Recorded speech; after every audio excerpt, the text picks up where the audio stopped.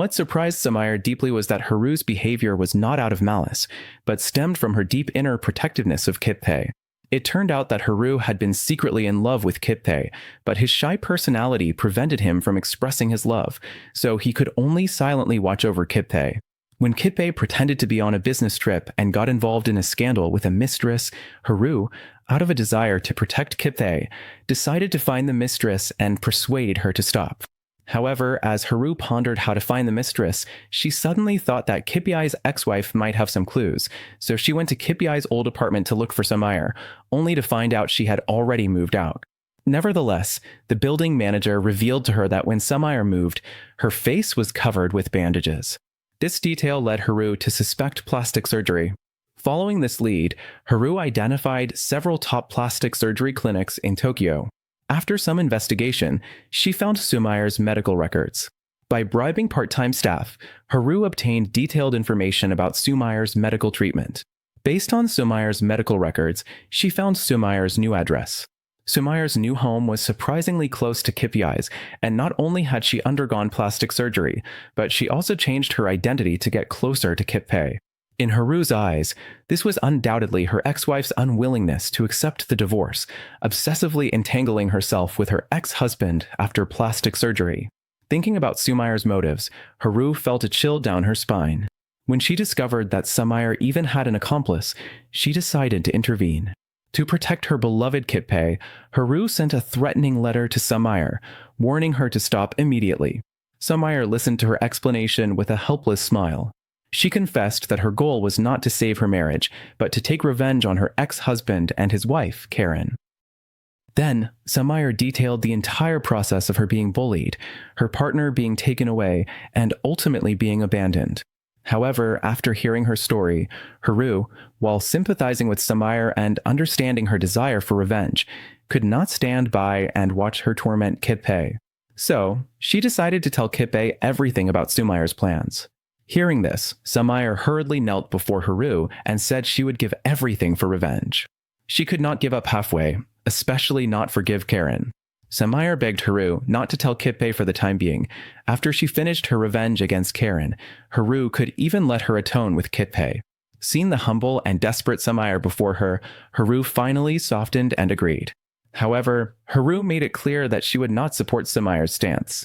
With this assurance, Samaire showed a faint, almost imperceptible smile. She knew that the naive Haru had no malicious intent, only being driven by love and a sense of righteousness born of self-righteousness. Samaire keenly realized that as long as she made Haru understand the true nature of Karen and Kippei, Haru would definitely change her stance and even become her friend. So, Samaire arranged to meet Karen and secretly had Haru observe. She did not tell Haru beforehand that Karen was Kippei's wife. During the meeting, Karen told Samaire that the 500,000 debt Kippei discovered last time was her own, and Kippei not only forgave her, but also apologized to her. Their relationship not only didn't collapse, but improved even more than before. Samaire was stunned upon hearing this. She hadn't expected Kippei to forgive Karen. Karen shamelessly compared Kippei to a man who only gives money, claiming that a little tear would be enough to keep him firmly under her control. Before leaving, Karen also advised Samaire to find a suitable man quickly and not to waste her beauty. Haru heard every word Karen said and couldn't believe that the virtuous wife Kippei spoke of was actually like this. Such vain and superficial people are completely unworthy of Kippei. Seeing her angry expression, Samaire felt secretly pleased. She had successfully made Haru harbor hatred towards Karen. A few days later, Samaire repeated her old trick, making Haru witness another side of Kippei. Samaire pretended to come looking for Kippei, allowing Haru to observe from the side. Seeing Samaire, Kippei eagerly invited her into the house, thinking she was there to rekindle their relationship. When Samaire asked about his reconciliation with Karen, Kippei explained that Karen had changed a lot, and he was giving her a chance out of kindness, then confidently claimed that his true love was still Samaire. Samaire aimed to thoroughly expose Kippei's hypocrisy. She also used her tears to pretend to be heartbroken and bid a tearful farewell. Kippei was indeed fooled. Overwhelmed by guilt and possessiveness, Kippei pounced on Samaire.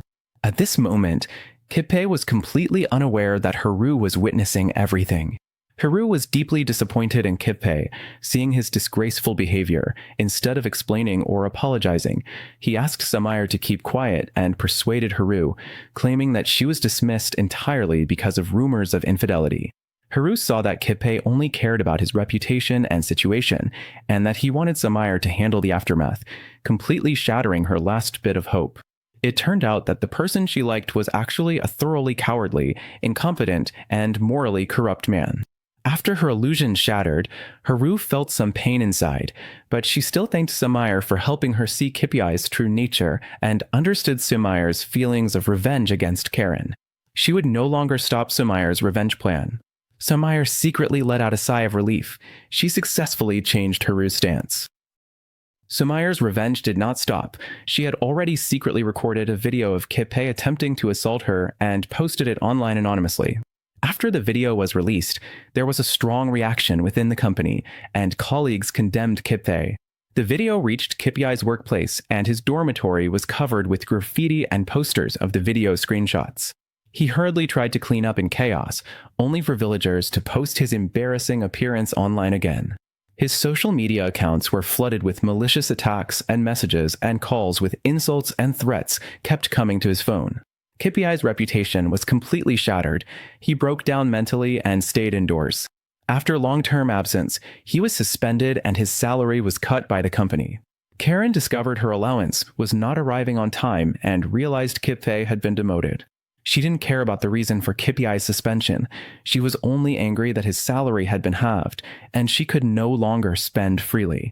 Karen openly admitted that she had taken over Kippei from someone else, only loving his status and wealth. If Kippei was dismissed, her losses would be severe. Hearing this, Samaire's face suddenly changed. Although Karen had destroyed her happiness, she showed no remorse. Instantly, a more sinister revenge plan gradually formed in her mind. Samaire deliberately boasted to Karen about her new wealthy boyfriend and stimulated Karen's jealousy. She keenly perceived Karen's vanity and encouraged her to abandon Kippei. But Karen said that if she left Kippei, she would immediately run out of pocket money. Samaire came up with a plan, persuading Kippei to take a leave of absence, return to his hometown, and rest for a while. She suggested that Karen stay in Tokyo during this time to maintain the marriage, which could stabilize her income, avoid Kippei's interference, and make it easier to find a wealthier partner. Samaire also lured Karen to attend a high-end private party, claiming that the guests were elite men earning over 30 million yen annually, and her own boyfriend was met there. Under the strong temptation and competitive mindset, Karen agreed. Samaire took her to the party, and as she looked at the elite men inside, Karen felt as if money was beckoning her. Samaire had already found a target for her, an attractive man named Kaneshiro. Under Samaire's deliberate arrangement, Karen successfully met Kaneshiro. Samaire's new revenge plan seems to be progressing smoothly, but what Samaire didn't expect was that Kinjo, whom she used as a tool for revenge, turned out to be her biggest obstacle on the path of her revenge.